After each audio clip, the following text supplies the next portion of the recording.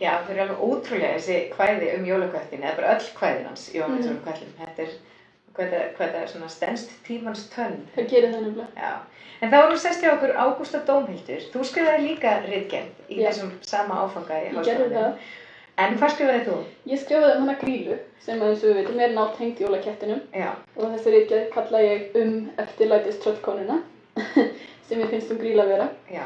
Og það er svo merkilegt með hana Grýlu. Í dag álítum við hana vera þessa ófreskju sem étur börn og við segjum sögur af henni til þess að hræða börnin okkar. Oft í góðu ganni, en það sem ég þótti nú svo merkilegt er að það er virkilega mikil og forvitnileg saga að baki þessari ímyndanar í dag. Og ég svona svolítið komst að því þegar ég fór að grufla í þessu að Grýla, líkt og jólakötturinn, var svolítið notuð sem agatæki. Já. Á fólk, á vinnufólk, á þá bláfátæku og svona, hún var rosalega þrjósk og rosalega hugrökk og það hefur líka svona haft bæði jákvæð og neikvæð áhrif. Ég held að fólk hafi svolítið laðast að þessari hugmynd hugrakka og sterka og svona stórskorna konu en á sama tíma hræðst hana. Svolítið skemmtilegt að heyra Grýlu lýst sem hugrakkri. Já, það er það sko. En það er svolítið það sem ég rakst á þegar ég fór að skoða þetta betur og skoða alls konar svona kvæði. Hann er fyrst getið í nafnaþulunum í Snorra-Eddu á 13. öld. Já. Og það er svona, mér finnst vera einhver svona hálfgerð aðdáun sem henni er sýnd þarna fyrir mörg hundruð árum. Af því að hún hafði þetta, eins og ég segi, svona sjálfstæði sem við Íslendingar hrífumst oft af. Og hugur ekki til þess að fara sína eigin leið, víla ekkert fyrir sér. Þegar hana hungraði eða mennina hennar, hún átti víst 3 menn. Já. Það er svolítið fyndið að... Það í einu? Í röð. Kannski út Íslandi væri annað hægt, en þarna í den þá átti hún 3 menn í röð og einn þeirra átt hún af óvart, er sagt. Hún hefur kannski haldið að hann væri eitt af óþekku börnunum. Hann hefur kannski verið rosa. Já, ég held það nú og svo var annað sem hún sá að drepa því hann var víst bara svo leiðilegur.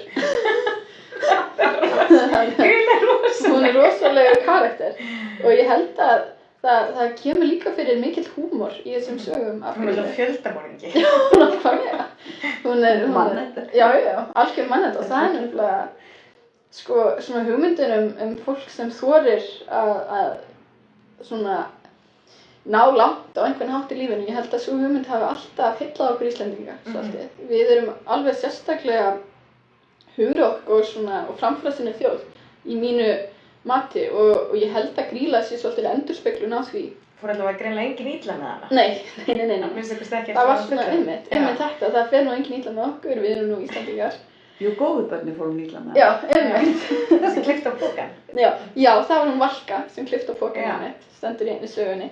Og þá fer illa fyrir Grýlu af því að þá höfum við vit fyrir henni. En þetta er allt voða forvitnilegt hvernig hún endurspeglar svo margt í okkar þjóðarsál og mér finnst hún vera svolítið samblanda af eiginlega kristinni hefð og heiðinni.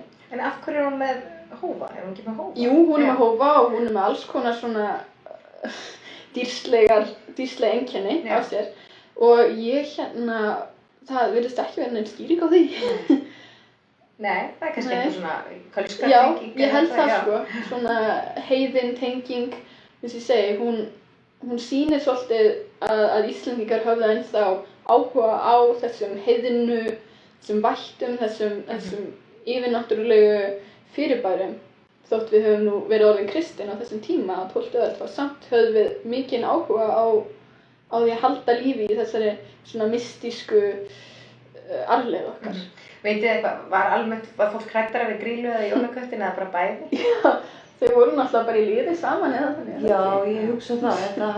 Þetta hafi verið svolítið, það kemur enda kannski ekki beint neitt. En þetta voru svona 2 vættir sem að voru líka svolítið á sikurum endanum, þú veist. Persónulega var ég alltaf hræddara við jólaköttin þegar ég var yngri. Ég veit að drengirnir mínir voru alltaf mjög hræddir við Grýlu. Já, einmitt. Líka, hún birtist í Þjóðleikhúsinu í leitina jólunum, aðventursýningu Þjóðleikhúsinu, hún birtist þar í öllu sínu veldi, reyndar jólakötturinn líka og það mjög raunverulegt fyrir börn að sjá svona velgerða Grýlu þar sem hún mætir þar, þetta situr í mörgum börnum. Já, og þetta hefur haft mikil áhrif, þetta hefur verið notað eins og við höfum svona báðar sagt, örugglega sem agatæki til þess að... Það samt svolítið skemmtilegt að ég komst inn á það að ég hafa reynd banki sem sagt, þá komu Grýla og jólasveinninn í heimsókn og gáfu gjafir, svona nammi og svoleiðis. Þannig að þá voru Grýla og jólasveinninn ímynd hins góða. Já, einmitt. En það einmitt, sem þú hefur sagt, jólakötturinn bæði hið góða og hið slæma svolítið og kannski sigur þess góða yfir hinu slæma á endanum. En hvað með Leppalúða? Akkur hann svona frægasti maðurinn af Grýlu? Hann var síðasti maðurinn. Já. En það hefist ekkert mikið af honum svona? Nei, og hún átti mikið af börnum með öðrum mönnum. Í hvað ekki? Skreppur og hvað heitir það? Leiðindaskjóða? Hér alveg listi. Askur, ausa, byggja, bokki, bolli, botni, byggi. Alveg. Það allt stafrófið. Leiðindaskjóða. Þau eru ekkert fræg? Nei, Grýla hefur bara alveg svona... Já, þau hafa svona, Leppalúði kannski ekki verið góður stjúppabbi. Nei, kannski ekki. Nei, ekki kunna það. Og þeir náttúrulega koma nú bara frá fjöllum, eða náttúrulega jólasveinarnir, það er merkilegt, jólasveinarnir áttu öll þessi hálfsystkini sem að virðast hafa fallið í skuggann. Já. Veist það mitt alltaf gaman að hlusta á texta líka Bakalúts í dag eitt lag sem um Leppalúða og hvað hún líður illa í jólunum þegar Grýla fyrir út að borða börn við heyrðum þetta lag. Mjög merkilegt. Það nefnilega líka eins og ég hef sagt, þetta svolítið endurspeglar þjóðarsálina og við höfum náttúrulega Íslendingar, við upplifðum hryllilegar hörmungar, þetta náttúru bara og allar þessar hörmungar og fátækt á árum áðurum og það þessi tregi sem svolítið endurspeglast líka í Grýlu, þetta með Leppalúða, hann einn og einmanna og svona og ég held að fólk hafi virkilega kunnað að meta þessar þjóðsögur eða þessar fígurur fyrir bæði tregan og fyrir svona það að víla ekkert fyrir sér svona, þó að maður vilji nú ekki að börnin séu étin þá samt svona. Helst ekki, en maður skilur þetta svo sem þegar maður sér myrkrið sem úti núna og það reyndar ekki snjór þannig að það svona aðeins bærilega. Já, svolítið, nei, mér finnst það verra, það svo rosalega dimmt. En þá trúum maður því vel að fólk hafi séð ýmislegt hér og þar líka, bara út undan sér í þessum ótrúlega myrkri. Og svo það líka bara gildi hugmyndarinnar og sögunar sjálfrar. Fólk vildi upplifa eitthvað, vildi heyra ævintýr og í baðstofunni og svona á árum áðum þá þurfti skemmtilegar spennandi sögur. Þannig að kannski hluta þessu bara fyrir svona gildi spenningsins og ævintýrina. Það kom í staðinn fyrir sjónvarp. Já, einmitt. Í dag höfum við sjónvarp og þetta. Svona skemmtana gildi. En hvað með jólaköttinn í dag? Jólakötturinn í dag svolítið eins og kominn áðan, hann er svolítið orðið, hann hefur fikið mörg hlutverk, hann er góður, hann er fann að gefa gjafir, að hann er líka notað í auglýsingar. Þú veist, fataauglýsingar, það er mikilvægt ekki fara í jólaköttinn í ár, komdu við í þessar búð og keyptu þér peysu. En það er líka gaman að sjá að ég sá á netinu að það var 13 ára stúlka sem gerði sögu jólaköttinn og þá var það jólakötturinn, hann er verið fórnarlamb eineltis frá krökkum og hann síðan sagan endar þannig að hann bjargar jólunum með því að sækja einhverja sérstaklega möndu í grautin hann Grýlu og þá bjargar hann jólunum. Þannig að jólakötturinn er hann að bjarga jólunum. 9 ára ömmudóttir mín, hún talaði að hún og vinkonunum það tryggði á jólaköttinn en ekki að hann borðaði börnin sem ekki fengur inn að flík, því allir fá flík í dag, heldur þau sem tryggði ekki á jólin. Það var að trúa á jólin Þetta er merkilegt hvernig svona svolítið heiðina hefðin hjálpar kristna hefðinni á vissan hátt. Ég hef oft velt því fyrir mér svona án gríns hvort að Grýlu hafi liðið illa þegar hún var alveg upp og þess vegna hafi hún endað svona. Já, einmitt. Þetta er nefnilega mjög mannleg og bara saga sem snertir marga. Já, það er eitthvað svona. Hún á merkilega sögu og eins og þú segir, þú lýsir henni sem mjög sterkri og hugrakri konu sem mjög merkilegt, gaman að hugsa þetta eins út frá þessu. Og svo líka leppalúði, var hann einhver svona heigull heima og bara lít konuna fara út og sjá matinn. Þessi... Já, eða hún hefur bara verið svo sterk að hann hefur ekki komið í stað. Það getur líka verið. En við skulum heyra söguna Grýlu líka, ljóðin frá Jóhannesi og Köllum og við ætlum að fara aftur upp og lesa eins og því. Ég segi takk kærlega fyrir komuna og til hamingju með þessar glæsilegu ritgerðir og pælingar sem við erum með. Takk fyrir. Grýla hét tröllkerling, leið og ljót, með ferlega hönd og haltan fót. Í hömrunum bjó hún og horfði yfir sveit, var stundum mögur og stundum feit.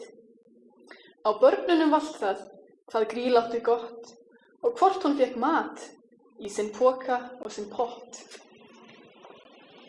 Ef góð voru börnin, var Grýla svöng, og raulaði ófæran sultarsöng.